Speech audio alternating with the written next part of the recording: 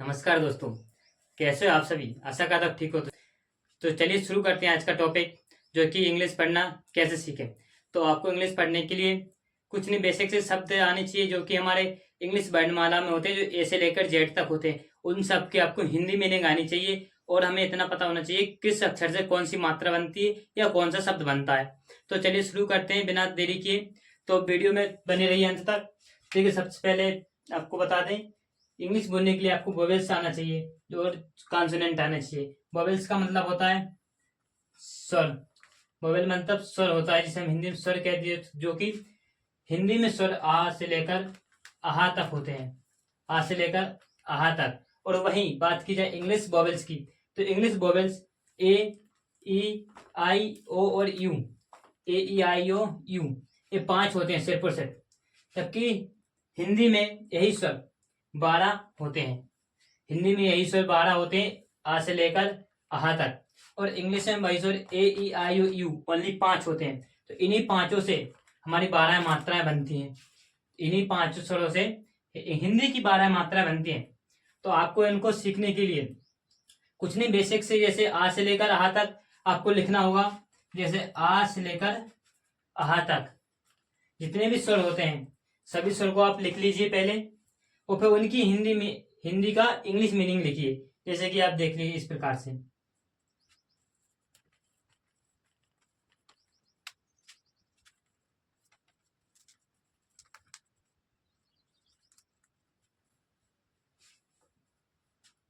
तो आप देख सकते हो कि हिंदी में कुछ इस प्रकार से स्वर होते हैं। हिंदी में स्वर की मात्रा होती है 12 और वही इंग्लिश में 5। तो अब जो हिंदी में स्वर है, इनकी मात्रा इन्हीं पांचों से मिलकर बनती है।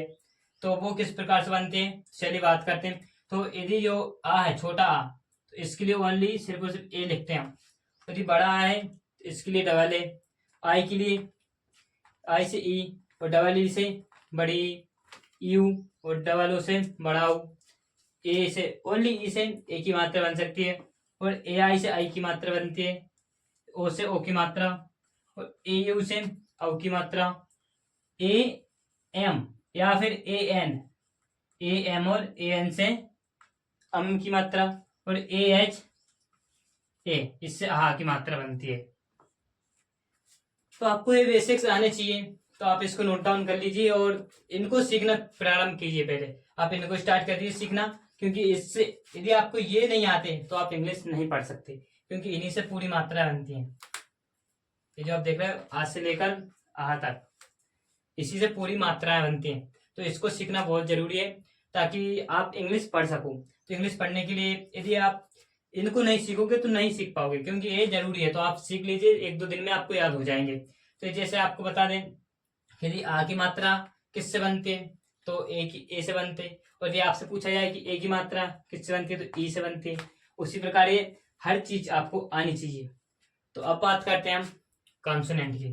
कॉन्सोनेंट मतलब व्यंजन। व्यंजन इसको बोलते हैं इंग्लिश में कॉन्सोनेंट। व्यंजन मीन्स, तो हम बात करते हैं व्यंजन। व्यंजन मीन्स कॉन्सोनेंट। इंग्लिश में कॉन्सोनेंट बोलते हैं, वही हिंदी में इसको व्यंजन बोलते हैं। तो इस प्रकार हिंदी में का से लेकर ज्ञा ज्ञानी तक, का से लेकर ज्ञा ज्ञानी तक जितने भी अक्षर होते हैं बीच में, उनको हम व्यंजन बोलते हैं। उसी प्रकार इंग्लिश में ए, ई, आई और यू, इन पांचों को छोड़कर जितने भी अक्षर बचते हैं, बी, सी, डी, एफ, जी, जे, के, एल, एन, ETC, जितने भी बचते हैं, इनको छोड़कर, इन पांचों को छोड़कर जितने भी अक्षर बचते हैं उनको हम कॉन्सोनेंट कहते हैं। तो कॉन्सोनेंट को इस प्रकार से होते हैं, जैसे कि बी, सी, डी, एफ, जी, एच, आई छोड़ दो, आई को छोड़ दो, जे, के, एल, एम, एन, ओ छोड़ दें, ओ को छोड़ दीजिए, एन के बाद P, Q, R, S, T, U छोड़ दो, अभी यू है ना, यू छोड़ दो, यू, यू के बाद भी, डब्ल्यू, एक्स, वाई और जेड। ये आपके इंग्लिश के कॉन्सोनेंट हैं। तो इनको और इनको आपको सीखना चाहिए, जो कि आपको पढ़ने में सहायता करेंगे या हेल्प करेंगे। तो आप जैसे देख सकते हो व्यंजन ये हो गया। अब इन्हीं का मीनिंग है, जो जैसे कि आप का से लेकर ज्ञा तक, का से लेकर ज्ञा तक जितने भी अक्षर होते हैं उन सब की मीनिंग इन्हीं अक्षर से बनती है, इन्हीं अक्षर से बनती है। का, जैसे का के लिए अपन क्या लिख सकते हैं, के, तो के कहाँ है इसमें, के ये। और जैसे खा लिखना है तो इस प्रकार के एच और ए। हाँ, आप देखिए जैसे कि कोई अक्षर ऐसे भी हैं कि जैसे कि स्वर मिलाकर भी उनको अक्षर बनाना पड़ता है। जैसे ज्ञा है तो जी वाई ये कर सकते इसको। दो इन्हीं अक्षर जितने भी ये कॉन्सोनेंट है, इंग्लिश के कॉन्सोनेंट, इन्हीं कॉन्सोनेंट से लेकर ये हिंदी के कॉन्सोनेंट बनते हैं। ये वोवेल से ये कॉन्सोनेंट बनते हैं पूरे हिंदी के। तो आप सभी को ये चीज आनी चाहिए। और बाकी आप को बात करते हैं हम का से लेकर ज्ञा तक अक्षरों को। तो आप ये जो सीट देख रहे हो ना, इस सीट को आप लिख लीजिए या इसको याद कर लीजिए। तो आप नोट डाउन कर लीजिए अपनी नोटबुक्स में, का से लेकर ज्ञा। जैसे यहाँ हमने का है, ये का से लेकर ज्ञा तक जितने भी हैं इन सभी को आपको लिखना है। जिससे भी जो भी अक्षर बनता हो उसको याद कर लीजिए, और जिससे जो मात्रा बनती है वो याद कर लीजिए आप, तभी आप इंग्लिश बोलना और पढ़ना सीख पाओगे। तो आप इंग्लिश पढ़ने के लिए इन सबको सीख लीजिए। इसके बाद हम बता दें आपको 12 खड़ी। तो 12 खड़ी के लिए आप नेक्स्ट वीडियो में बने रहिए। तब तक के लिए जय हिंद, जय भारत, राधे राधे, जय श्री कृष्णा। वीडियो पसंद आई हो तो लाइक कमेंट शेयर जरूर कर दीजिए, और चैनल को सब्सक्राइब और बेल आइकन दबाना ना भूलें, ताकि आने वाली वीडियो कोई भी आपको मिस ना हो।